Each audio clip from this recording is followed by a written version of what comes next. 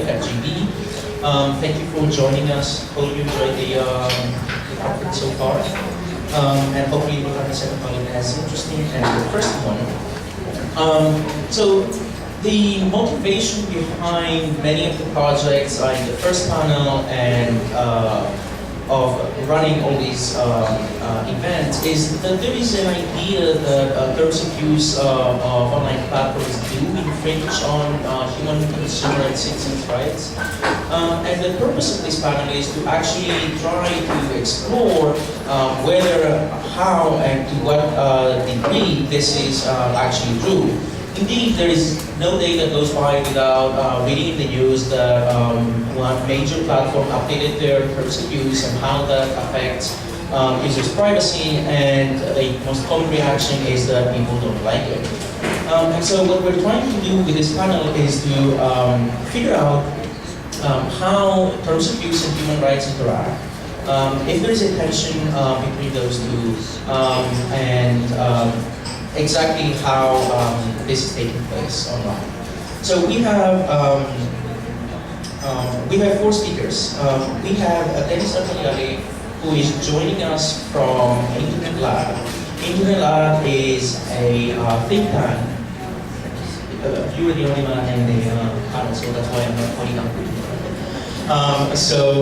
Internet Lab is a think tank on internet law and policy.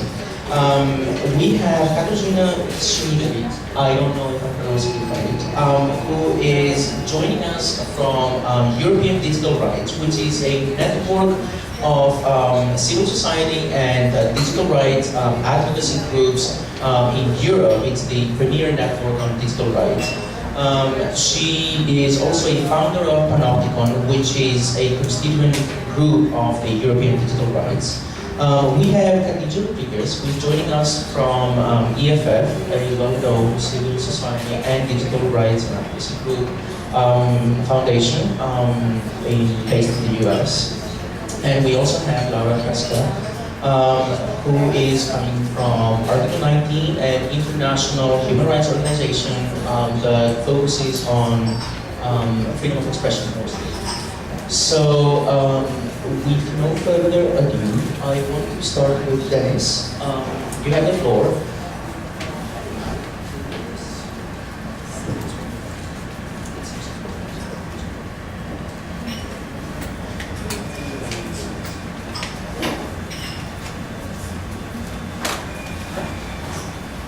Bom, em primeiro lugar, boa tarde. Queria agradecer muito o convite, a oportunidade de estar aqui. Queria aproveitar também para parabenizar o STS pelo projeto, que a gente teve a oportunidade de conhecer um pouco melhor agora no primeiro painel, e que eu tenho certeza que vai ser um trabalho muito importante para alavancar essas discussões aqui no Brasil. Eu vou falar sobre três pontos, basicamente, que eu considerei relevantes para essa conversa que a gente vai ter aqui, na tentativa de abordar esses pontos sobre a perspectiva dessa diferença de poder ou diferença de posição que está o usuário e as empresas que oferecem esses termos de uso. Então, eu escolhi falar rapidamente sobre o consentimento e eu tentei não usar casos porque eu sabia que esses casos apareceriam no primeiro painel, então eu vou falar brevemente. Muitas das coisas que eu ia comentar já foram até levantadas no primeiro painel. Depois eu vou falar um pouco mais sobre jurisdição, que eu acho que é um tema bem importante que tem muito a ver com a habilidade que os usuários têm de acessar ou demandar essas empresas, que muitas vezes não estão localizadas ou sediadas aqui no Brasil. E no final eu vou falar um pouco do dever de retenção de dados, um pouco do que está no Marco Civil, de como isso está geralmente endereçado nos termos de uso, como se relaciona com os nossos direitos. Então, começando por consentimento, a gente viu nos exemplos que foram levantados aqui, consentimento é um tema sempre difícil. Se a gente for pensar, existem várias disposições nesses termos de uso que a gente acho que concorda, de acordo com o primeiro painel, que muito pouca gente lê, ou se lê, encontra dispositivos muitas vezes abusivos ou enfim, complicados de lidar com. E aqui eu coloquei alguns exemplos rápidos de coisas que a gente costuma encontrar nesses termos de uso, que geralmente você está consentindo sem saber. Então, o mero uso do serviço geralmente quer dizer que você está consentindo. Então, se você está visitando esse site, você concorda com a política de privacidade, você concorda com os seus dados serem coletados de determinada forma. Outros termos de uso utilizam a expressão por fazer o seu cadastro, você está concordando. Outros, se você está usando o serviço, você concorda. Então, todas essas formas de expressão do consentimento já são complicadas em si. Se você visita um site para acessar a política de privacidade, se o seu mero acesso àquele site quer dizer que você concorda com a política de privacidade, você não tem como ter acesso à política de privacidade antes de entrar no site, como é que você pode dizer que houve ali um consentimento pleno? Então, acho que o primeiro ponto, quando a gente fala de consentimento, são essas formas de consentir ou de concordar com essas práticas. Claro que todo mundo concorda que colocar ali um tique, eu li, eu concordo com esses termos de uso, isso não é suficiente, é até indesejável. Ninguém quer, cada site que abre, e a gente tem exemplos disso na Europa com a tentativa da diretiva dos cookies, cada vez que eu entro num site, eu tenho que clicar ali que eu concordo com os termos e condições. Isso é melhor ou pior? Eu não sei até que ponto isso faz com que esse consentimento seja mais expresso, mas o ponto é que existe aí uma diferença de poder entre o que o usuário consegue efetivamente consentir e o que ele não consegue. Aí, se a gente for entrar um pouco mais nos dispositivos que estão geralmente colocados esses termos de uso, a gente tem alguns um pouco complicados. O primeiro deles, acho que é a eleição de foro e legislação aplicável. Então, muitos desses termos de uso geralmente escolhem um foro que geralmente é da sede da empresa, ou escolhem uma legislação aplicável que não é, muitas vezes, a do país que o usuário está utilizando. Isso tem várias questões complicadas de jurisdição e que impedem, muitas vezes, se essas cláusulas forem consideradas válidas, o acesso desses consumidores, ou que esses consumidores e usuários consigam demandar alguma coisa dessas empresas. Então, se a legislação for americana, se você tiver que processar determinada empresa em uma cidade nos Estados Unidos, isso certamente tem uma repercussão muito grande no poder que aquele usuário, consumidor, tem de reclamar de alguma coisa, de entrar com uma ação. A renúncia a direitos, isso também é muito comum. Ao utilizar esse site, ao concordar com esses termos de uso, o usuário renuncia ao direito, a quaisquer direitos que sejam diferentes, por exemplo, da legislação aplicável escolhida. Então, se a empresa está na Califórnia, mesmo dentro dos Estados Unidos, às vezes tem algumas diferenças entre as legislações estaduais. Fora dos Estados Unidos, se você é um usuário brasileiro, por exemplo, a legislação aplicável é americana, você pode estar renunciando, de acordo com aqueles termos de uso, à legislação nacional. E, como já foi abordado aqui também, mudanças das condições originais. Então, isso está em quase todas as políticas de privacidade também. As empresas geralmente se reservam o direito de mudar as condições e as disposições dos termos de uso a qualquer tempo. Então, isso é muito complicado. Tem um exemplo que eu acho que é sempre bom, que ilustra bastante como isso não funcionaria com outros institutos de direito. Então, suponha que você vai deixar o seu carro no estacionamento, e pega um ticket, o seu carro está lá, quando você volta para pegar o seu carro, você apresenta um ticket, e a pessoa fala, não, a gente vendeu o seu carro. Se você olhar nos termos de uso atrás do ticket, você reservou o direito de implementar qualquer alteração e, enquanto você estava fora, a gente automaticamente revogou o seu direito de poder pegar o seu carro de novo, a gente acabou vendendo. Então, claro que esse é um exemplo absurdo, que lida com direito de propriedade, que é um instituto jurídico diferente, mas daí vem um pouco a ideia de se é suficiente a proteção de dados do jeito como ela existe hoje, se existiriam mecanismos para impedir essas mudanças que podem ser consideradas abusivas. Então, acho que esses são alguns exemplos que mostram que conseguir o tão falado consentimento informado do usuário são questões que ilustram como isso é difícil. Tanto porque os termos de uso são muito diversos, então cada um tem suas regras próprias e suas exceções próprias, e conseguir ou exigir que o usuário fique familiarizado com todas as condições diferentes é uma coisa muito difícil, e em segundo lugar, ainda que ele estivesse familiarizado, se ele tem mesmo poder para negociar ou um poder equivalente para consentir livremente com essas questões. Dito isso, eu queria passar para a jurisdição. Jurisdição é um tema que é bem delicado, geralmente chama bastante atenção, ficou muito em voga, especialmente depois das denúncias do Snowden. Com as denúncias do Snowden, o que se percebeu, vamos dizer assim, que na internet, que é um espaço sem fronteiras, muitas vezes as relações estão sendo regidas ou regulamentadas segundo um direito que não é necessariamente o direito de onde a pessoa está, ou são práticas que não são as mesmas em todos os países. Nesse sentido, uma série de questões podem ser levantadas. Então, como você pode aplicar a lei de um país a fenômenos que acontecem fora dele, que é a questão da legislação aplicável. Como garante o respeito à privacidade dos brasileiros ou de pessoas de algum país específico na internet, que você tem graus de proteção diferentes à privacidade dependendo do país e dependendo da legislação. Como controlar a atividade de atores estrangeiros em relação aos nossos dados pessoais. Isso foi uma preocupação que veio mais forte, vamos dizer assim, depois do Snowden e que repercutiu duramente nas discussões do Marco Civil da internet. A primeira saída que o Marco Civil, o primeiro dispositivo, acho que foi levantado para tentar resolver esse problema, era um dispositivo que tentava obrigar as empresas a manter seus data centers aqui no Brasil. E era uma tentativa de isso surgiu um pouco como resposta à espionagem, às revelações do Snowden, mas é uma iniciativa, uma proposta que não vingou, não foi para frente.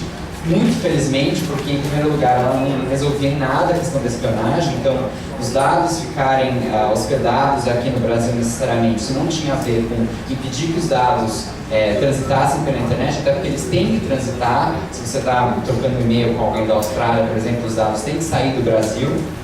Em segundo lugar, porque essa medida, basicamente, ela só facilitava o acesso do governo brasileiro a esses dados. Então, sobre aqueles dados, aquelas empresas em que ainda não existe a jurisdição, o governo brasileiro também passaria a ter. Mas isso não seria uma solução que resolveria nenhum dos problemas que estavam tentando ser endereçados naquele momento. Aí, qual foi a saída do Marco Civil em relação à jurisdição? Foi o artigo 11. O artigo 11 é um artigo que diz basicamente o que todo mundo queria ouvir. Então, aí, pegando alguns trechos do artigo 11, ele diz basicamente que qualquer operação de coleta, armazenamento, guarda e tratamento de registros, em que um dos terminais estiver no Brasil, então se o seu celular ou computador, se você está acessando aquele serviço do Brasil, em qualquer dessas operações, mesmo se esse tratamento ou armazenamento de dados foi realizado por uma pessoa jurídica sediado no exterior, desde que essa pessoa jurídica oferece serviço ao público brasileiro, e aí lembrando que os aplicativos e a natureza da internet é que esses serviços serão oferecidos e acessados de forma global.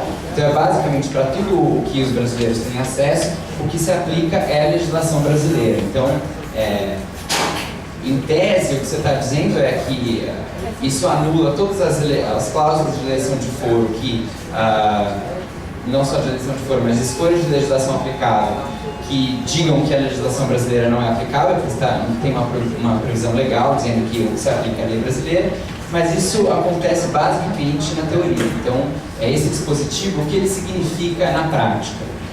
E o que ele tem significado na prática é isso aqui, que é o caso do Secret. O que aconteceu no caso do Secret? O Secret é um aplicativo que se propõe a compartilhar ou a oferecer um serviço que compartilhe segredos sem que a pessoa se identifique, então segredos anonimamente. Isso chocou muita gente quando esse aplicativo começou a ser baixado e começou a ficar mais popular no Brasil, porque no Brasil a gente tem um dispositivo constitucional que veda o anonimato para os casos de manifestação do pensamento. Então, à primeira vista, o que parecia é que, bom, se esse aplicativo permite que as pessoas se manifestem ou contem segredos anonimamente e, de acordo com a Constituição, ninguém pode se manifestar anonimamente, ele está violando a Constituição brasileira. Ele teve um pedido do Ministério Público, que foi acolhido em primeira instância, e que que determinou que o aplicativo fosse retirado das lojas, tanto do Google quanto da Apple, de aplicativos, e que não só isso, que ele fosse apagado dos dispositivos dos brasileiros que tivessem baixado esse celular já então. Essa foi a maneira, basicamente, vamos dizer assim, de tentar aplicar a legislação brasileira a um aplicativo que não tinha representação aqui no Brasil. Então ele, teoricamente, ainda que esse teoricamente eu acho bem discutível, porque embora o Secret se proponha a compartilhar segredos de forma anônima, ele guarda por um tempo os IPs dos usuários e é possível, caso você precise identificar alguém, que você identifique essa pessoa. Então não era exatamente um anonimato completo que acontecia no aplicativo, mas enfim, esse não foi o entendimento do Poder Judiciário. Mas o curioso e o que eu acho interessante disso é que a aplicação do artigo 11, ou seja, a jurisdição brasileira, a lei brasileira se aplicando nesse caso, quis dizer unicamente que esse aplicativo não poderia mais ser acessado pelos brasileiros. E eu acho isso importante porque geralmente quando a gente fala de jurisdição ou quando a gente fala de termos de uso, o que vem à cabeça geralmente são as empresas maiores. Então, Google, Facebook, Twitter. Se a gente for prestar atenção, essas empresas têm representações na maioria dos países. Então, o Google tem representação aqui, o Facebook, o Twitter. De certa forma, o Brasil tem uma certa jurisdição sobre esses países já coberta pela própria representação desses países aqui. Mas se a gente for pensar, muitos dos aplicativos que a gente usa não têm representação no Brasil. Então, essa é uma tabela que eu fiz uns 2 meses atrás. Eu peguei quais estavam sendo os aplicativos mais baixados no Android, peguei os 20 primeiros e eu fui olhar quais tinham representação no Brasil e quais não tinham. E dos 20, 10 não tinham. O que quer dizer que se a gente for pensar, se a gente abrir o nosso celular e olhar quantos aplicativos a gente baixa, muitos deles são menores, vamos dizer assim, de empresas pequenas, mas que também têm termos de uso, também coletam dados, também têm as mesmas condições, os mesmos problemas que a gente estava discutindo aqui. E aí o que significaria aplicar a lei brasileira para esses aplicativos que não têm representação aqui? Significaria no máximo bani-los em geral. Então isso eu acho muito complicado. É uma questão de enforcement mesmo. Tanto de privacidade quanto dos direitos do consumidor, que fica defasada pela ausência de representação das empresas no Brasil. É impossível ao mesmo tempo também que você exija que todo e qualquer serviço que seja ofertado aos brasileiros tenha uma representação no Brasil para que você tenha jurisdição. Daí eu acho que vem algumas questões. Então a primeira delas é uma dificuldade de operacionalização. Então, como obrigar essas empresas que não têm representação no Brasil a cumprir a legislação brasileira e pensando também no lado desses desenvolvedores, dessas empresas menores, como você consegue obrigá-las a cumprir as diferentes legislações de todos os países onde os serviços delas são oferecidos. Isso faria com que os termos de uso delas tivessem que variar de país para país, por exemplo, e elas teriam que ter não só uma assistência jurídica, mas um conhecimento do mercado, das práticas, da jurisprudência de todos os países onde elas atuam. A segunda pergunta é simplesmente banir o acesso dos brasileiros a esses produtos e serviços. Se isso seria uma saída satisfatória, porque lembrando que essa é uma saída que não responsabiliza essas empresas, por exemplo, por potenciais violações. Então, se você tiver um aplicativo que esteja violando a privacidade dos brasileiros, o máximo que você consegue fazer é banir esse aplicativo, você não consegue ir atrás dessa empresa e responsabilizá-la. Isso tem um déficit de cumprimento da própria lei. Mais um problema seria quem faz essa investigação. Então, quem está de olho nesses aplicativos, que são essas empresas menores, ou essas empresas que geralmente saem do nosso radar, quem as investiga, quem olha esses termos de uso, quem faz essa fiscalização. Daí também lembrar um pouco da importância desse projeto. Então, olha para vários aplicativos, não só os mais utilizados, como aplicativos menores que as pessoas às vezes se esquecem. Por último, lembrando que essa seria uma função que poderia ser encampada, por exemplo, pela Autoridade de Garantia de Proteção de Dados, que estava no projeto, está prevista no anteprojeto original de proteção de dados pessoais, está para entrar em discussão. e não está previsto no projeto de lei do senador do Rego, que regula dados pessoais. Então, a função de uma autoridade de garantia poderia ser, por exemplo, fiscalizar, investigar a atuação desses aplicativos menos utilizados e, quem sabe, celebrar acordos de cooperação com outras autoridades de garantia, como já existem, para que isso fosse feito de uma maneira mais globalizada e levasse a um enforcement maior, não só da privacidade, como dos direitos do consumidor. No final, bem rapidamente, para já estou assim, eu tenho que falar de dever de retenção de dados. O dever de retenção de dados foi instituído claramente positivado, vamos dizer assim, no Brasil pelo Marco Civil. O Marco Civil determina que os provedores de conexão guardem os logs, os registros de acesso por 1 ano e os provedores de aplicações por 6 meses. Essa exigência de guarda dos logs tem alguns problemas. O primeiro problema que eu destacaria é o problema de operacionalização. Então, da mesma forma como uma empresa tem dificuldade para cumprir as políticas de privacidade de todos os países onde ela atua, imagine como seria operacionalizado o dever de retenção de uma empresa que não tem representação no Brasil. Então, se no Brasil é 6 meses, na Europa eu não posso reter, às vezes em outros países é de 1 ano, 3 meses, eu vou ter que identificar onde esse usuário está e, com base em onde ele está, eu vou ter que guardar os dados de uma determinada forma, alguns dados, outros não, alguns eu tenho que deletar.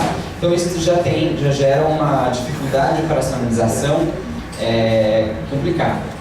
E o segundo ponto, que eu acho que é o mais central, é sobre a própria constitucionalidade desse dever de retenção.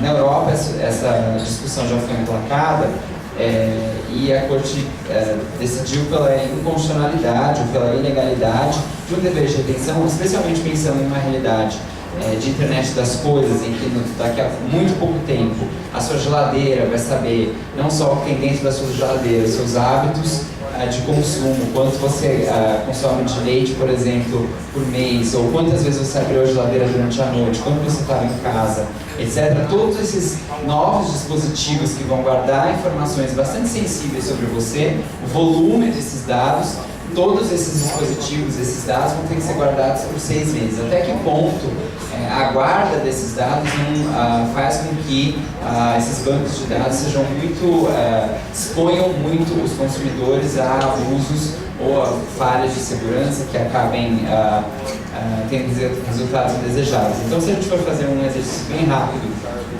a gente consegue, eu acho que, concluir que existem boas razões para que você adote outros modelos que não a retenção de guarda de logs obrigatória por um período como o modelo mais acertado. Existem outras formas de preservar a segurança das pessoas, então a gente sabe que o próprio Marco Civil autoriza que sejam pedido pelas autoridades que esses dados sejam guardados cautelarmente.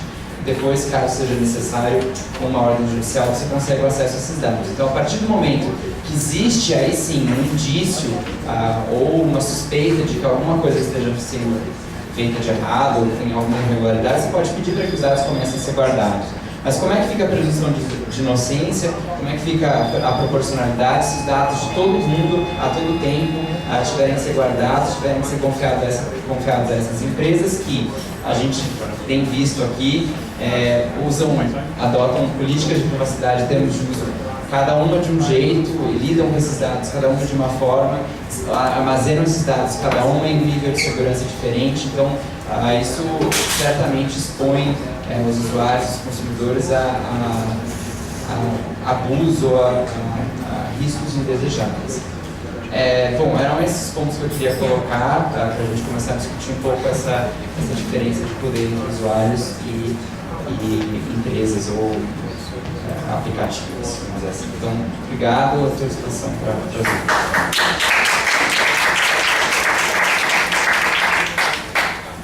Dennis, thank you very much. We will have Q&A in the end, so please keep your questions for now. Dennis, thank you for your presentation. Very interesting. There are a couple of things that I think they're main make-up points. One is that the breadth of the issues that we are talking about here is quite large. And we, in our project, started with 3 rights. As you can see, freedom of expression, privacy, due process, access to justice are implicated in terms of use almost always, regardless of the size, as Dennis pointed out, of the company behind an application. The other thing is the complexity of the issue. This is a room like 50 people, 60 people, 78% were lawyers. We don't really have a clear answer about actually none of these issues. So we can imagine how hard it is for consumers not only to understand their rights, but also even to imagine what type of rights are implicated. I don't think that any of non-lawyers would ever think about jurisdictional issues unless they have a case that they want to bring to the court. So we can now move on to Katarzyna. You have the floor. We will now take the European perspective. Katarzyna has been involved so closely with the latest legislation in Europe that is as if she drafted it. We look forward to your comments on the other side of the Atlantic. Thank you. I wish I could write our legislation on data protection. We are doing our best to at least influence it as the coalition of organizations, but believe me, it's very hard because on the other side of the Atlantic we have big American companies lobbying against this. But maybe I will give you more insight into how we perceive the question of online intermediaries and the impact on human rights. Mostly talking about privacy, but not only. I guess the first main point I want to stress, which shapes our perspective, is this concept or realization, if you like, of the fact that our communication infrastructure as a society became private. It sounds obvious, we all use it every day, but not every day, at least not me, every day I don't realize that fact that we entrusted our communication both in terms of private communication and public with the state we live in to private companies, because I believe we can no longer imagine easy browsing experience, communication with our friends, families, work colleagues, not even with our governments increasingly, without using most of the services that we discussed here for the last couple of hours. And that's not the fault of the services. I'm not now blaming Facebook, Google, WhatsApp, whatever, for becoming that powerful. We made them so powerful with our consumer choices. But the line between consumer choice and really entrusting these guys with our digital life has been blurred. I don't think anybody here in this room had that point of reflection somewhere in the past. I didn't. But now it seems to me that we are well beyond the point where we can just say, let's leave these networks and let's ask our state to create the most reliable social network for interactions with the government. Let's create another social network which is bottom-up, citizen, inspired, not private, not commercial. Let's start from the beginning. No, we cannot really do that. We find ourselves in this private infrastructure for our digital life, and we have to do something about that. So that's really the very uncomfortable position for negotiating, really, because we already got on the other side, where the companies have the data and certain business models, and we only have our claims, like knocking at the door and saying, wait, can we actually renegotiate the terms of service?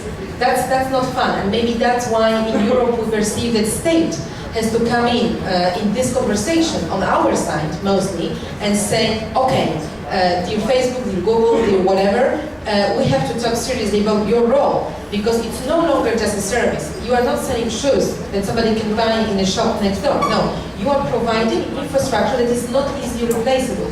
So either we think of interconnectivity and opening this infrastructure for alternative services that will be, for example, privacy-friendly, but still based on that same infrastructure. Technically it can be done, we can discuss it later in the Q&A session if that sounds interesting for you.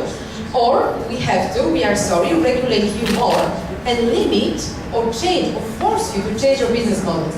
And in Europe we try to go this way. That's exactly the privacy protecting regulation that we are fighting for. It will be the new framework for data protection based on exactly the same principles as we have today in Europe, but with one very important change. It will apply to all companies, no matter where they are based. So even if the company is based in Brazil, in US, or in China, and has different approach to privacy and different business model than we think is fair and just, it will have to change it when it targets Europeans. Of course, we're talking about the law. Another question is enforcing the law and the practice. We all know that, but at least I believe it's a good starting point in changing this negotiating position, which we now have very poor. And one of the presentations was really good on showing how we don't really negotiate because people don't even read them. They don't even realize how much they give up. So that's the first thing I want to stress. The second thing is that my essential problem is the very business model that these companies offer. So the business model where you give data for a service. It became the default business model online. When I discuss these things with companies, even the new data protection framework, they often say, oh, you killed the internet with your ideas, because your ideas will implicate paying with the real money for the service, because if you stop tracking, if you stop collecting data, if you stop all these practices behind Google, Facebook, and so on, we stop generating the money. The business model is based on having data. But we were never asked whether we want the business model, were we, right? And again, many people say, if you ask today, people will probably not be willing to pay with US dollars or whatever currency they use for the service because they got used to the fact that it's for free. But that thinking completely cuts from the conversation the fact that people are not aware of the consequences of paying with data, right? Nobody, at least not companies, they don't invest time, they don't show the dark side. It's exactly like with, I think, health issues and smoking cigarettes. I think it was Cory Doctorow who used that metaphor first time, so I attribute to him. That, when we smoke cigarettes, some of us still do, and we kind of like it because we think it gives some kind of boost here and now, and we don't think of the deferred consequences, the potential cancer, the potential shortening of life, right? And still, the state and the health sector came into play and say, let's do the advertising against smoking, let's limit whatever can be included in the cigarettes, let's make the awareness to society increase, because the society as a whole understands that the first consequences of smoking are very negative. And with data, it's the same. So if I pay with my data for a nice search engine or a nice communication service or chat or whatever today, I might be, my incentive is to continue paying with data and not draw my cash from my pocket. But if I realize the potential consequences for my human rights, for my even commercial relationship with the company, I might change my mind. But somebody must invest time first in explaining me these deferred consequences, right? So really, in that sense, we are more talking about problems, ecological problem of privacy, or the problem that can really be compared to health, not so much strictly consumer issue. What can be these consequences? Of course, when we advocate for more privacy regulation, we don't just talk about my privacy versus Google or Facebook. That's not really the core, that a company will know my private data and thus it will infringe my right to data protection. Of course, that's also an issue, but just the tip of the iceberg, right? We go much, much deeper and we have to go much deeper in understanding the implications. So first, we often say about the commercial implications. By giving all this data to companies, we give them power to manipulate our consumer choices, of course. And by the fact that they have precise knowledge about our addictions, our dreams, our fears, our plans, our budget, they can, of course, well, not force, but at least convince us in a non-transparent way, or manipulate, if you like, to buy or not buy certain projects, to apply or not apply for a certain job. We can think of that. We can even think of elections, political elections. Already big data and profiling are used for political elections. Why not companies get into really closer relationships with certain political parties and not even sell, but enable the use of data for political campaigns? We can think of all that. So these users of data, they get into political rights, into potential price discrimination, into things like my autonomy in making choices, from the very small, little, unimportant ones like which shoes I buy, until important ones like what school I choose for my kids, or whether I move to another place looking for a job.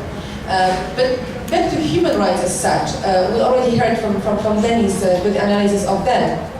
But just adding something more, if you realize that we are talking about communication infrastructure for the whole society, of course, all the human rights infringements, they don't just happen in a relationship between me and the company, but really in relationship with me and the whole world. So if, for example, Facebook's real name policy limits my free expression because I don't want to say certain things under my real name because I live in the country where that's an issue, my free expression is limited not towards Facebook, but towards everybody with whom I might communicate through this, right? And then, thanks to Snowden, but not only, we learned that by giving data to Facebook and the likes, we actually give it to the state, and not only our democratically elected state that we might accept, but possibly other states, not only US. It might be Syria, it might be China, it might be other governments.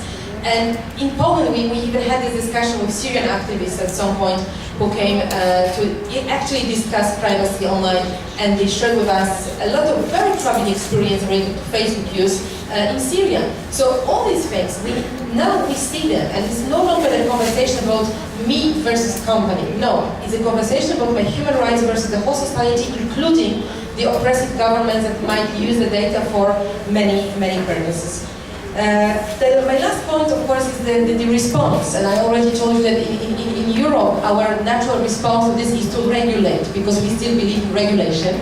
But we also learned the lesson, and we also know that with legal regulation, even the one we are designing now won't solve the issue automatically. There has to be a deep social change and a deep, maybe even cultural change around understanding of the power of data, because that's something that we didn't even grasp. We might have realized that our bodies need certain things, that smoking kills and so on, but we might not still realize that data is power, and will only be more and more power with the years to come.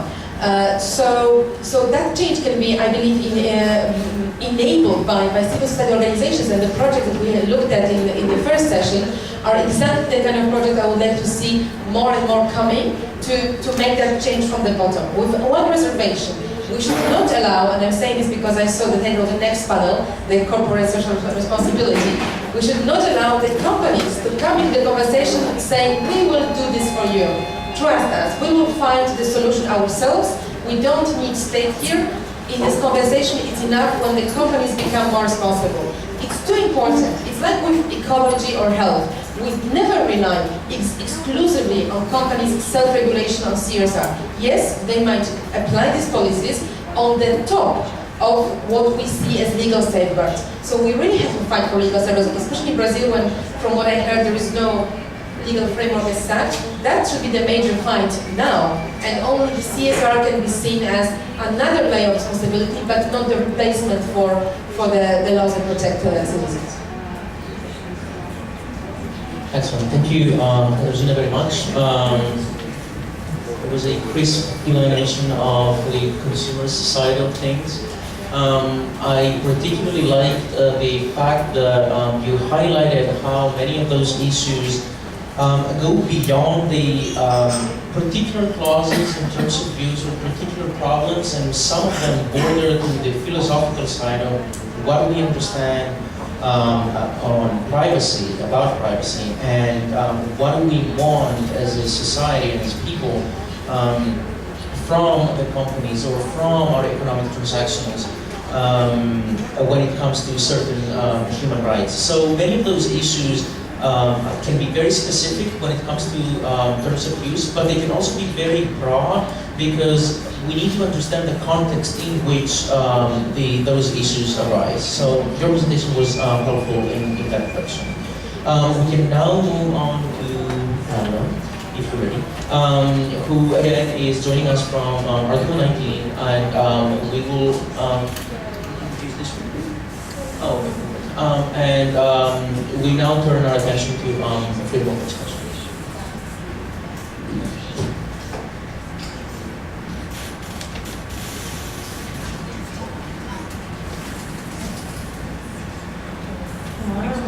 tarde. Primeiro, queria dizer que, diferente do que vocês pediram, não tenho formação em direito, tenho formação em ciências sociais, jornalismo, peço desculpas pelo vocabulário especializado. E trago aqui, o objetivo da minha apresentação é trazer alguns exemplos, né, dessa relação desproporcional e o que elas acarretam, né, para a liberdade de expressão e também para a privacidade. Eles são tem alguns casos relacionados à privacidade. Embora a Artigo 19 seja uma organização dedicada à liberdade de expressão, a gente entende que alguma privacidade, uma certa privacidade é necessária, né, para você articular movimentos, ideias, né, então alguma privacidade também é necessária para o exercício da liberdade de expressão. Eu queria começar afirmando uma coisa muito óbvia, né, mas que eu acho que é muito importante, né. É claro que os termos de uso, né, as empresas, né, elas têm a sua liberdade de estabelecer as condições, né, do uso da sua plataforma. Então, se ela não quer publicar pornografia, né, ela não tem que ser obrigada a isso, né, mas a verdade é que isso não significa que ela está acima de leis e acima de direitos humanos, né? Eu acho importante falar isso. E o que a gente vê é que muitas vezes, né, os termos de uso acarretam em violações à liberdade de expressão. Um dos casos que aqui mais circula no Brasil são os casos que envolvem seios de mulheres, né? Essas fotos foram da Marcha das Vadias, que foram retiradas do Facebook por estarem em desacordo com os termos de uso numa formulação genérica, como a Jamila disse anteriormente, né? E esses tipos de caso, né, essa foto é de 2012, né, essas fotos. Mas, por exemplo, aconteceu nesse ano mesmo, no Dia Nacional da Visibilidade Trans, uma página foi removida. E esse tipo de caso tem ensejado algumas acusações, por exemplo, de sexismo, porque os homens sem camisa são permitidos, né, as fotos de fotografias de homens sem camisa são permitidas. E não esse caso eu acho que é interessante porque traz um exemplo de articulação social, de um movimento social, uma causa feminista, e não é um caso isolado, né? A gente teve, e foi baseado em termos de uso, né? A gente teve, por exemplo, os rolezinhos, foi baseado em retirar páginas dos rolezinhos, foi baseado em decisão judicial. Mas, por exemplo, a página no dia 15 de janeiro, né? 28 de janeiro, a página do Anônimos, voltada para divulgar protestos contra a Copa do Mundo, ela foi retirada com base nos termos de uso, né? Então, um outro caso, não é só, então, isso tem a ver com a articulação social, né? Mas não são só as articulações sociais que estão sendo prejudicadas, né, por esses termos de uso, mas a gente tem, por exemplo, conteúdos jornalísticos, né? Esse ano, em setembro, né, o Congresso em Foco circulou uma matéria nas redes sociais que Câmara paga até canal pornô para deputados. Isso foi retirado do ar, né? É uma informação que me parece de interesse público. Depois foi restaurado, né? Mas o que se divulgou na época é que a página, né, a matéria tinha, o post, né, tinha sido retirado do ar por uma denúncia de quebra de privacidade, né? E aí, se de um lado, né, se protege a privacidade de um deputado, né, que tinha canal pornô pago pela Câmara, a gente tem as histórias patrocinadas, que inclusive está ensejando uma ação civil pública, né, em que eles pegam a partir das suas curtidas, né, e das suas, enfim, do que você já visitou aí e curtiu no Facebook, eles pegam e fazem um anúncio usando o seu nome, né? Não me parece que isso seja muito proporcional ao direito de privacidade. Você pode ter curtido isso há 2 anos atrás, achado legal, mas isso não quer dizer que você quer espalhar para todo mundo como um anúncio publicitário, né? Não foi para isso que você deu, não foi com aquela finalidade que você curtiu aquela página, né? Mas isso, existem eu trouxe alguns casos ruins, mas eu acho que a gente pode falar de algumas boas práticas, né? Por exemplo, durante as eleições foram pedidas os dados pessoais de 66 blogueiros, né? O candidato Aécio na época, né? Muitos deles são os conhecidos como blogueiros progressistas, ou, dependendo de quem fala, os blogueiros sujos. E eles, enfim, tinham uma posição política muito clara contra, né, o candidato Aécio, e ele pediu os dados, então, ao Twitter desses blogueiros. E o Twitter, então, deu uma resposta bem interessante, inclusive dando uma bronca no candidato, que eu acho que vale a pena ler. Quanto à conduta de usuários cuja ilicitude em nenhum momento restou demonstrada, não podem servir de fundamento para eventual quebra dos seus sigilos de dados. Admitir esse tipo de medida corresponde a transformar o Poder Judiciário em instrumento de perseguição dos cidadãos, dando margem ao surgimento de um Estado policialesco, que desconsidera as garantias fundamentais dos cidadãos de forma injustificável. No mérito, requer o Twitter Brasil que seja julgado improcedente a demanda, com a condenação do autor ao pagamento das despesas processuais e honorários advocatícios. Ou seja, o Twitter se recusou a dar os dados desses blogueiros, né, que nos pareceu ser uma medida bastante interessante para a proteção da privacidade e da liberdade de expressão. Eu acho que é importante dizer que isso não é uma prática de só um partido, isso é uma coisa generalizada. A gente teve, por exemplo, um candidato em Minas Gerais, o Fernando Pimentel, pedindo para a Polícia Federal investigar também as redes sociais e os usuários que estavam falando mal dele, né, os dois coincidentemente de Minas, né?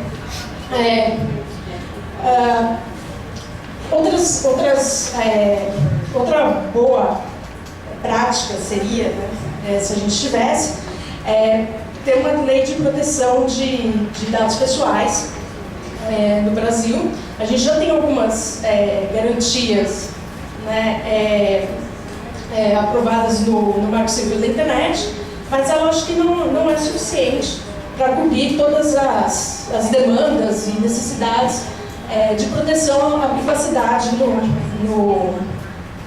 no ambiente online. Uma das assuntos que é caro, né, para o artigo 19, né, nesse debate é a questão da autoridade administrativa, que o deles já colocou, porque a gente acha que ela pode equilibrar esse jogo, né? Eu trouxe aqui alguns dados, não sei se é muito confiável, né, mas é uma análise de uma empresa de segurança digital chamada Zscaler, né, e ela fez um estudo em que descobriu que 96% dos 25 principais aplicativos de rede social requisitam acesso de e-mail. 96%. 92% pedem acesso à lista de endereços de usuários.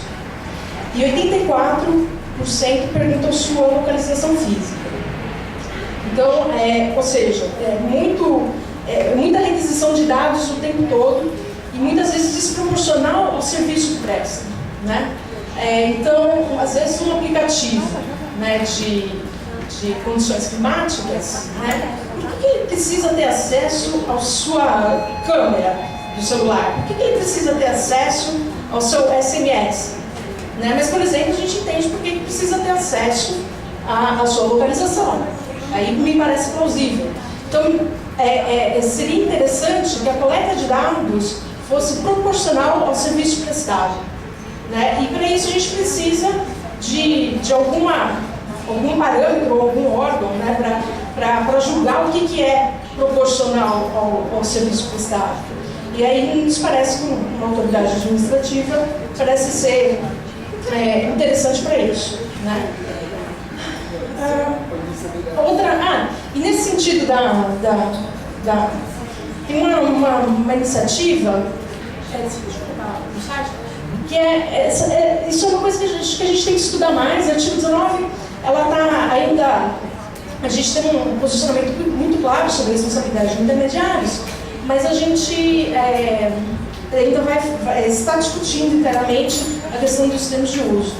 E isso aqui, essa iniciativa me pareceu interessante porque ela... tá aí. Ela é uma iniciativa de autorregulação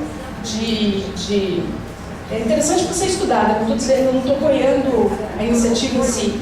Né? Ela é uma iniciativa de autorregulação para...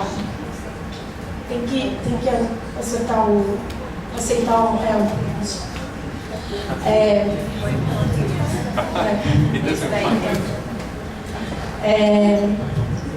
e ela te diz quais são os sites publicitários que estão recebendo a sua informação enquanto você navega na internet.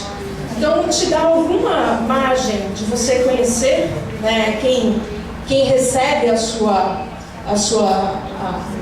suas informações e você tentar negociar, né, se isso é interessante ou não. A gente tinha tentado lá, tinha dado 176, né?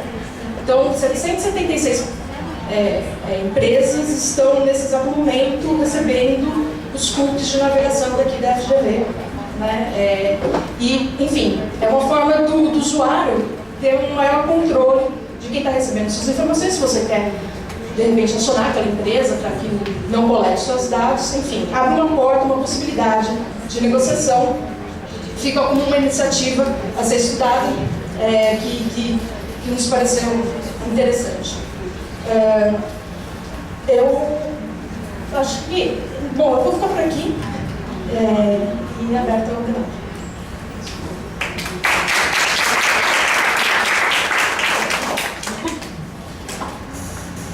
Thank you very much for your presentation, Laura. It was very useful to see something that has been missing so far from the debate. How do actual cases actually play out in this? How terms of use are implicated in legal cases that end up in court, especially during times of critical political circumstances.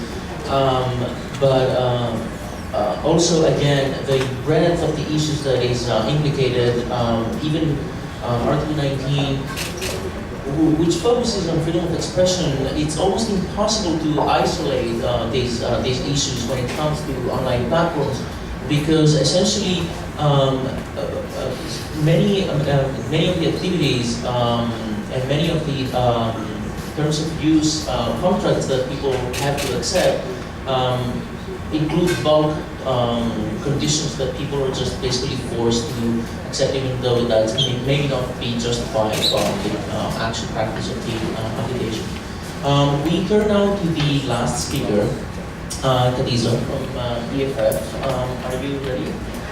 Perfect. We are good on time, but trying to finish around 15 minutes. Okay, perfect. Thank you. I'm going to...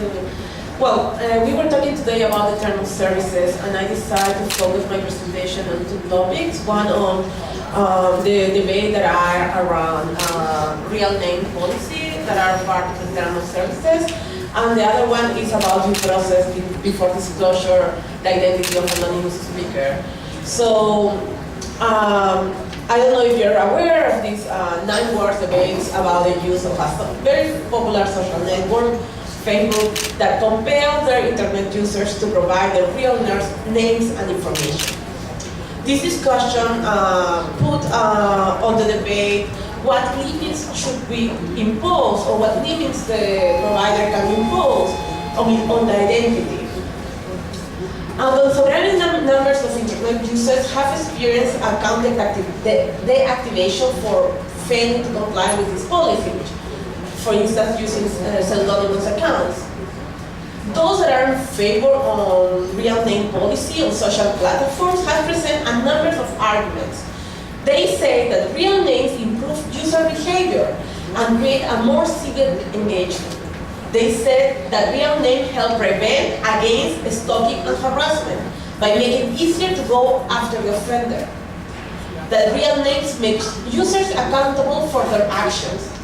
But these arguments are not entirely without merit. They misframe the problem. Those who advocate for a strict real name policy should demonstrate that these benefits outweigh some very serious drawbacks. These are the million reasons why individuals may wish to use a name other than they were born with.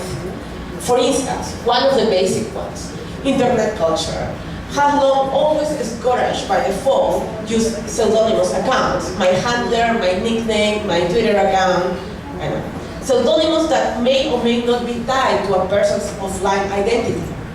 But also many may be concerned about threat to their life or livelihoods. For example, political dissidents, like how Laura was mentioning, voicing unpopular opinions.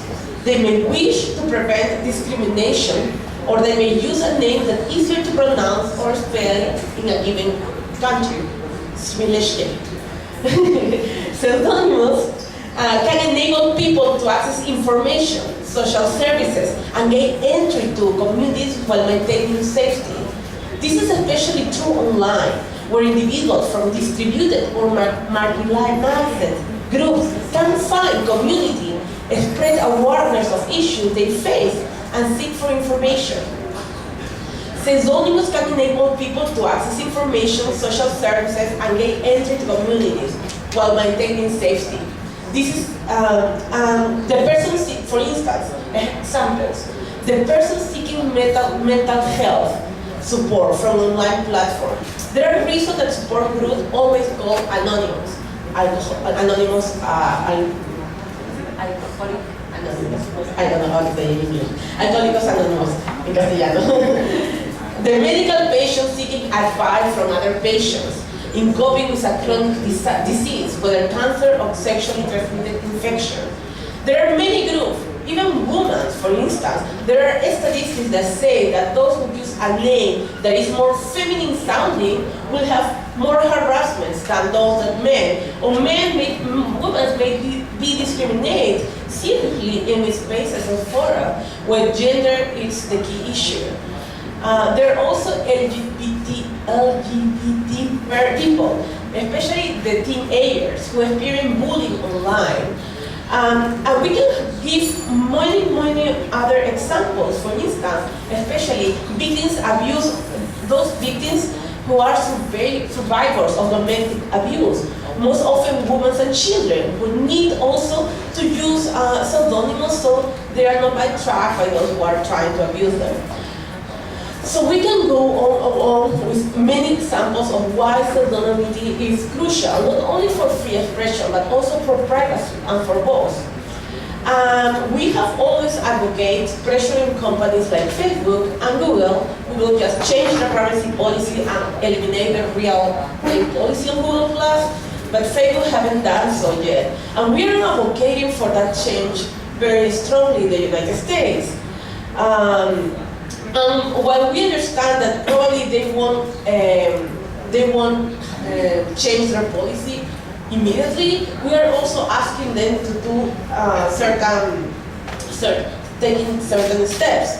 For example, we are asking them that the way they sometimes suspend the accounts because they are using a fake name. So for instance, there were a case recently in the media where one person, a drag performer, was doing a performance and her name was delete from the account. These persons are using fake accounts, so they deactivate their account. And how you will, to reinstate your account, you need to show your ID, but they don't have ID because they are not the legal names. So they lost all the community that they were working on. And so this was like a huge issue for us. It was in the press in the United States. Facebook apologized for that, and I said that might change and put some changes into their policy, but we haven't seen that changes yet. So we are asking Facebook to please focus on the standards and enforcement. That enforcement team focus more on the bad behavior of the people who are being targeted, but not necessarily focus on the name of the person.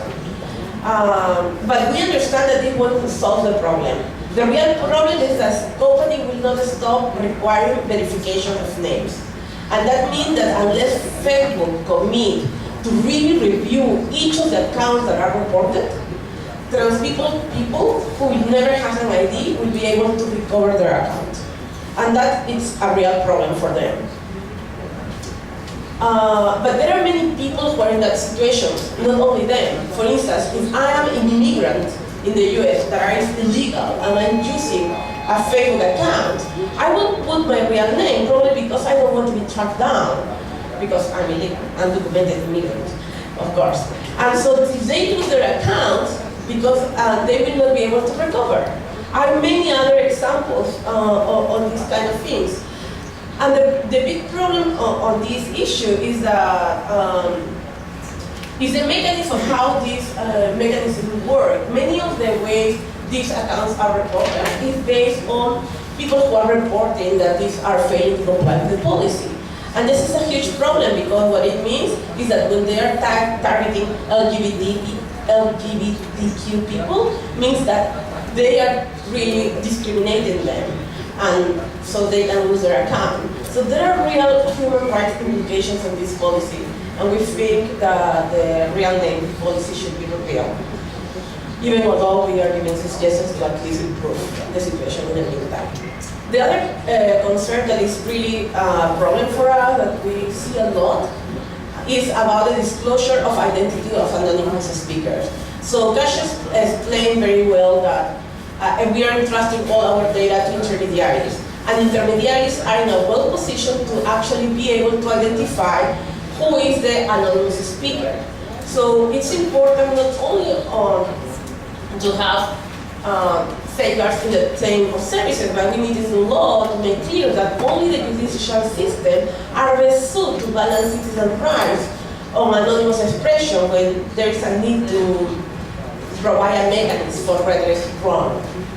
But the judicial system can only function when a court has opportunity to review the circumstance before the identity is revealed. Therefore, to protect really the fundamental rights, we encourage internet intermediaries to make reasonable efforts to notify the person whose identity is sought. If possible, agree to a timetable for disclosure of information to the party seeking that provide a reasonable opportunity for the internet users to defend themselves. Why? Because as we see, we have a very important case. In this case, this was a politician, Virginia Johnstein, who was being investigated by the US government in the United States. And she didn't know that the US government was asking their Twitter account data. And so their traffic data, and so but these orders in the United States come with a gag order that forbidden you to tell the other party that the data have been sought. So what happened here, that in this case Twitter challenged the subpoena, and was able to actually, the subpoena was either distracted by money, and the subpoena was able to notify the that actually data have been requested. So that was really good because Brigitte was able to exercise the right to effective remedies, what is I will be able to sue a lawyer and defend myself and challenge that subpoena, whether actually the request is legal or not. But if I don't know that there is being requested, then I was not able to defend myself. And we should think about it very carefully, because if we understand now, before we are relying on all this data in third-party providers, all our data was in our house. So when the police come to our house to search for the house, they will knock at the door and they will just show you the warrant and you will know that this is happening. But now they don't go to your house, they will go to third-party providers, and you will not know that your data is being sought unless they notify you. So that's something that we encourage companies to do, and we would like to see those companies doing the same, not only in the United States, but globally. Well, that's the only two issues because I have to be brief. So thank you.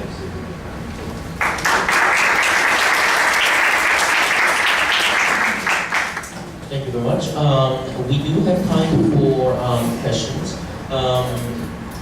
Your presentation was very interesting in the sense that it highlighted how civil society organizations do not only lobby for better protection during the legislative process, but also directly lobby companies to change in a constructive way their terms of use based on their practice and what how consumers react to those practices and what problems we have identified.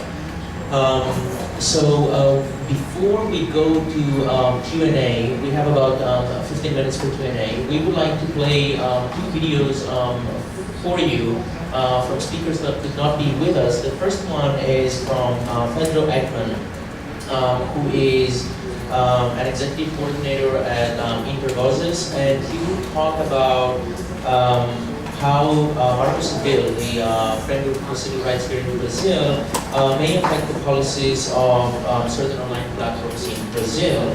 The second video will be by Danilo Doneda, who is at the Ministry of Justice, and he is offering us a comment on the importance of consent for the protection of personal data and how that can be implemented through legislation. Eu acho que depois do Marco Civil Brasileiro, da lei aprovada, que regulamenta direitos e deveres na internet, muitas aplicações no Brasil, aplicações intrusivas à nossa privacidade, né, e-mails, jogos, todo tipo de aplicação que coleta dados pessoais, até os cookies intrusivos de alguns sites, desrespeitam os artigos da lei brasileira. Então, o Marco Civil, por exemplo, no seu artigo 7, diz que a comunicação, o fluxo de comunicação privada é inviolável, né? E a gente tem diversos aplicativos, como por exemplo o WhatsApp. Quando você instala o WhatsApp no seu celular, você necessariamente tem que autorizar a ativação remota do microfone do seu telefone por parte da empresa, sem até que você precise autorizar essa ativação de microfone. Isso é uma interceptação de comunicação privada, e isso a lei brasileira veda claramente. Então, eu acho que depois do Marco Civil Brasileiro, muitos termos e condições de uso de aplicações de programas comumente usados no país se tornaram ilegais. Felizmente se tornaram ilegais, porque a nossa privacidade passou a ter garantias fundamentais que ela não tinha antes. Então, cabe agora à sociedade brasileira começar a disputar a aplicação dessa lei. A lei brasileira, ela não resolveu os problemas por si só, ela apenas nos colocou no jogo. Agora a gente pode jogar um jogo que antes a gente não tinha nenhum instrumento para jogar. Agora a gente pode cobrar os nossos direitos, pode cobrar que a violação dos nossos direitos fundamentais, feitos em nome de interesses privados de corporações específicas, ou mesmo feito em nome de um vigilantismo institucional por parte do Estado ou por parte de setores do Estado, não possam mais ser feitos, né? Não significa que isso não vai deixar de ser feito automaticamente. Agora, cabe à sociedade brasileira disputar a aplicação da lei para que os nossos direitos sejam de fato preservados. Uma regulamentação geral sobre proteção de dados pessoais certamente tem a obrigação de se debruçar com um pouco mais de detalhamento no problema geral do consentimento. Em primeiro lugar, porque ela se pretende uma disciplina geral sobre a matéria, abrangendo todo o espectro de situações nas quais o consentimento vai ser relevante.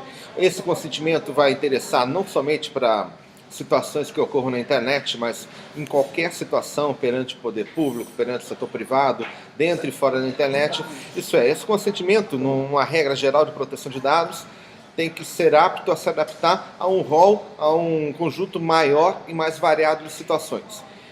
É justamente por isso que esse consentimento já deve, na nossa opinião, na visão daqueles que estão trabalhando na elaboração tal do projeto, ele deve ser mais malhável, um pouco mais malhável, um pouco mais passível, ser adaptado a várias circunstâncias, e por isso mesmo, seguindo inclusive uma tradição, uma herança histórica e dogmática de várias outras normas de proteção de dados, deve ser incluído no próprio conceito de limitação do consentimento alguns casos de exceções, de casos onde o consentimento ou não deve ser, ou não precisa ser obtido, ou em situações nas quais o consentimento pode eventualmente ser obtido de forma atenuada, temperando essa atenuação com obrigações reforçadas no tocante à transparência, no tocante à responsabilidade pela utilização de dados. Enfim, o consentimento em visto como um instrumento, como alguns autores afirmam, como uma regra de ouro, ou como algum autor já definiu como um all-exonerating instrument, isso é, um instrumento meramente formal, que uma vez obtido, autorizaria o responsável pelo tratamento de dados a fazer o que quer que fosse no dado, é uma visão formalista, um pouco tecnocrática e talvez datada do instrumento de consentimento. Imaginamos que o instrumento de consentimento hoje deve ser temperado com uma utilização responsável do dado, o que inclui a consideração de que se o consentimento pode não ser até a única regra para legitimar o uso do dado, podendo ele ser eventualmente atenuado, podendo ele ser até desnecessário em alguns casos em que a lei reconhece o interesse público predominante, deve, por outro lado, ser reforçado a proteção do cidadão na utilização do dado em si, através de uma maior transparência por parte daqueles que tratam o dado, através de meios mais sofisticados e eficientes de controle, fiscalização, monitoramento sobre o uso de dados. Isso é tão mais importante quanto num cenário que cada vez é mais concreto da utilização de Big Data, da utilização de dados que não são acessados, não são colhidos diretamente do cidadão, porém são obtidos através de pesquisa, através de robôs, de buscas variadas. A realidade é que, pragmaticamente, muita informação pessoal, ou informação que vai ter efeitos na vida das pessoas, é obtida a despeito de que haja consentimento ou não. Não acreditamos que o consentimento seja um instrumento para ser deixado de lado, a ser jogado fora. Ele é um instrumento importante, ele torna o cidadão um elemento essencial na participação para a tomada das decisões fundamentais sobre o que é feito com seus próprios dados. Eles têm conteúdo, inclusive, pedagógico. Ao pedir o consentimento de alguém, você faz com que a pessoa reflita sobre o que vai ser feito com o seu dado, o que vai acontecer após o dado ser entregue a um terceiro. Isso tudo, no mínimo, é um movimento mental interessante que torna o sujeito um pouco mais consciente daquela realidade do tratamento de dados. Por outro lado, confiar exclusivamente nesse instrumento, no consentimento, é um caminho que hoje se afigura como improponível, irrealista e pouco pragmático para a proteção integral da pessoa. All right, so we have some time for questions. Who wants to go first? We have one over there.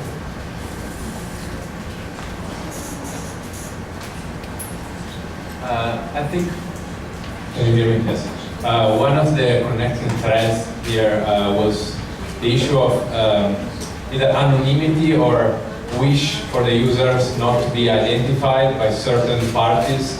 That can be either other users, that's why you don't want maybe to have a real name, or the government, that's why also you might want not to have a real name policy, but also vis-a-vis advertisers, for example, you don't want to be tracked in other websites as a particular user that has certain kind of tastes, or simply vis-a-vis the platform. So when you talk about, and this is a question that also connects to the fact that in Brazil you have a constitutional provision that says that anonymous communication is forbidden. So it's a question that I put for both Dennis and Katisha. What kind of anonymity are we talking about? Should we think about different kind of due process procedures for anonymity vis-a-vis advertisers, say, and the government or the platform or other users? Which kind of anonymity is most in conflict with the Marco Civil? I think this would be interesting to hear.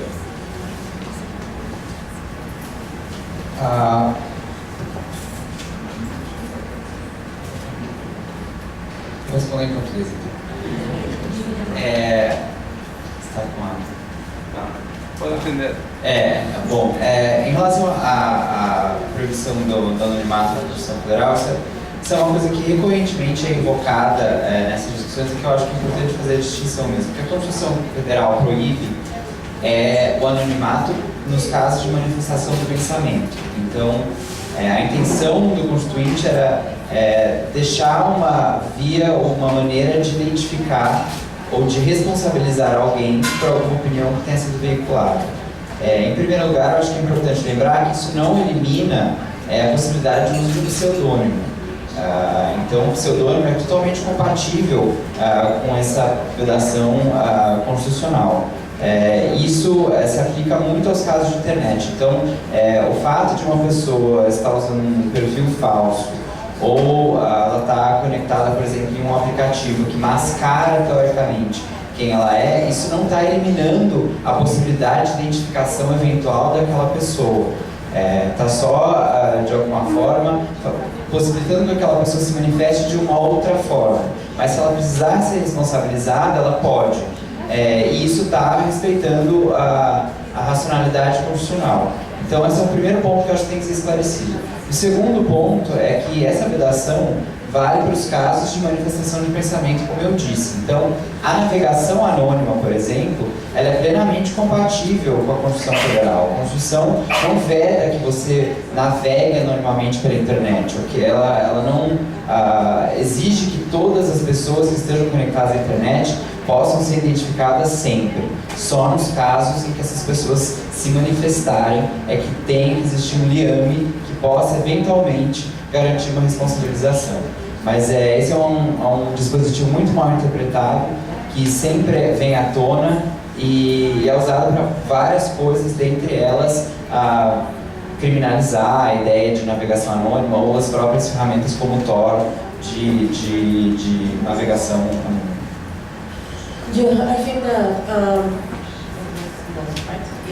I think that first, international human rights standard and the UN Special Rapporteur of Freedom of Expression and the Special Rapporteur of Freedom of Expression from the Americas, Catalina Valderrama.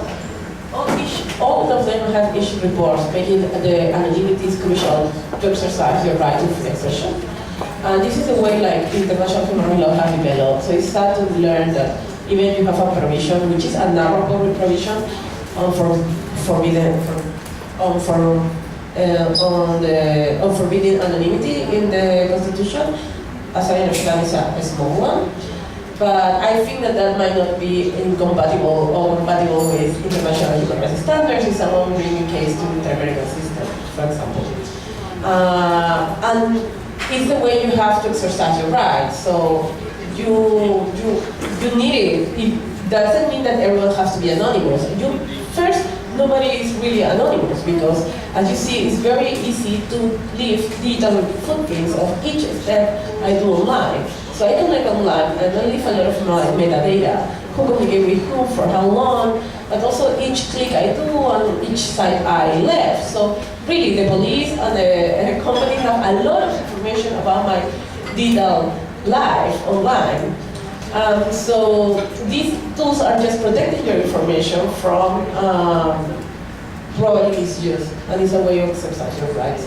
I think that's the strong argument, at least from the international law perspective or the regional instruments. About the due process, I don't see another layer of due process. Probably you can explain more, but for me, judicial systems are the best in place to disclose the identity of anonymous speaker. And it's not only the judge, but there need to be like a due process, there need to be notification, there need to be, the judge should be in the capacity to actually know what's going on, be able to notify the victim, be able to give them all the statements of the case so they are able to reply on time. They should give them time to be able to reply to the victim because sometimes it's in a hurry and it will take time to get a lawyer, exercise your right of requesting remedy. So I think that's always the process and it's not just hiring a judge. Thank you, Termos. Yes, please. Apenas uma ressalva contra essa questão das empresas terem que informar ao usuário se a autoridade pediu algum dado. Porque no caso do Brasil, especificamente, numa fase policial, de investigação policial, não há o contraditório, a pessoa não tem o direito de se defender. Então, naquele período da investigação policial, por exemplo, o Ministério Público pode precisar de uma interceptação de uma pessoa suspeita, porque ela é suspeita de tráfico de drogas, e nós podemos precisar, eu falando isso porque eu sou do Ministério Público, nós podemos precisar de uma conversa no Facebook, ou no Google, enfim, de uma conversa de e-mail, em que há uma suspeita de tráfico, ou até um planejamento de um ato terrorista, por exemplo, no exterior. Então, a polícia precisa dessa investigação, nós precisamos dessa investigação, dessa interceptação, e, por óbvio, a pessoa não pode ser informada disso. Porque se ela for informada, para ela se defender e tal, é óbvio que ela pode destruir esse dado, ela pode retirar o computador da residência dela. Então, assim, durante a fase de investigação policial, a partir do momento que aquela informação se confirmar, ela realmente estava tendo um diálogo de tráfico e for formulada a denúncia, durante o processo judicial, ela vai ter todas as possibilidades de se defender, de indicar advogado, claro, o processo respeita aí o devido processo legal, há o contraditório. Mas nessa fase policial de investigação, isso é impossível, entendeu? Não tem como ter essa notícia. Agora, eu sei que nos Estados Unidos é um pouco diferente. Na fase policial, as pessoas ainda têm esse direito de se defender. Por isso, assim, eu vou fazer só uma ressalva que no Brasil que essa fase policial não há um contraditório, então a pessoa não tem, realmente não pode ser informada daquela investigação antes de nós obtermos a prova. I have an answer. So, I work on the international program of EFF and not on the US. I'm not a US lawyer. I'm Peruvian, I studied law in Peru. And we developed some principles, the necessary and proportionate principles that explain how to apply international human rights law in the context of law enforcement and litigation. And in those principles, we have been signed by more than 400 NGOs and developed by the criminal lawyers and academics from the South, especially Europe or South America or Africa, including the United States of Europe, of course, also North. It's made clear the obligation of notification. Why? At least in the online context. Probably the offline is different, but in the online context, what I was saying, now your data is no longer in your hands. It's in the hands of a third party. So there is no risk that the data will be lost, because even if you know that your data is being sought, you don't have the data. It's in the servers of a third party. Google, Twitter, Facebook, ISPs, or name it, whatever you want to name it. So there is no risk of that you will harm the investigation, because the data will not disappear, because it's not in my hands. And so that's why you can be defended and challenge the subpoena. That's what we are arguing. Of course, there are cases of emergency, but there are exceptions, of course, and we understand that, but that's the exception, not the rule. Can I just add one thing to your concern on the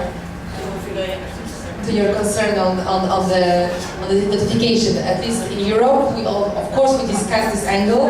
It is an important angle, and in our discussion about how the rules of access should be constructed, we see the factor of potential complication of the investigation. So This is not to say that the notification should always come the minute after the police comes, right?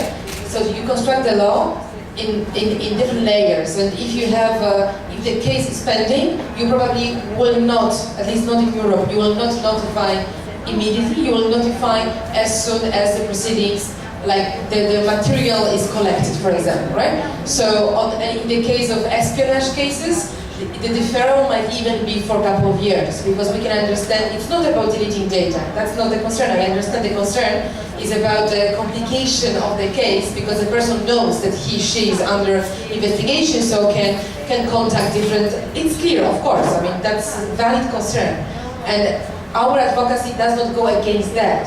The key thing is that the access is controlled by the judicial authority. So it's not just police saying, I want this data, I take it. And second, at some point, there will be additional control in notification. We see this as additional mechanism of control. So the first is who decides on obtaining data. Second is whether the person knows about data being taken. Both are important. It's just the second notification might be deferred if there is risk of complicating the case. That's how we see this.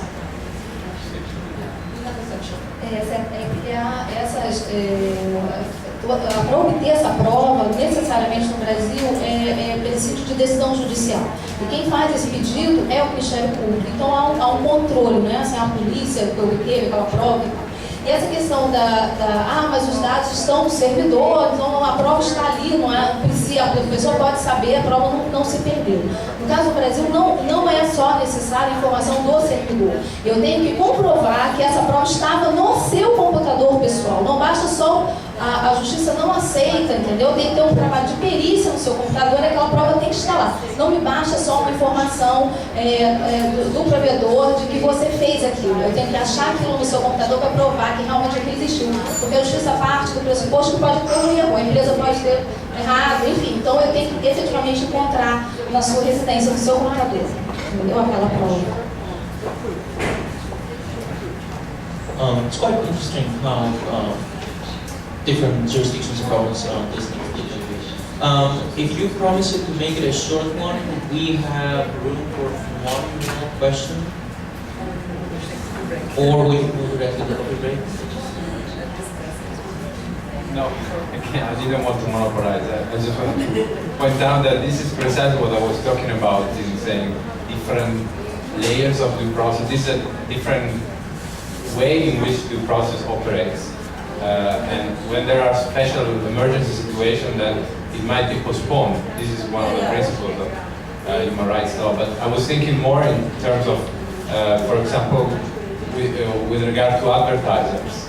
There, maybe the consent, can be interpreted as a right to be heard, in the contract that you are, it's sort of the social contract that you have with the advertisers. So I was just throwing out this as a question, but maybe for everyone to think about it. Right, thank you everybody very much. A round of applause for our speakers and audience, and then I think we're ready to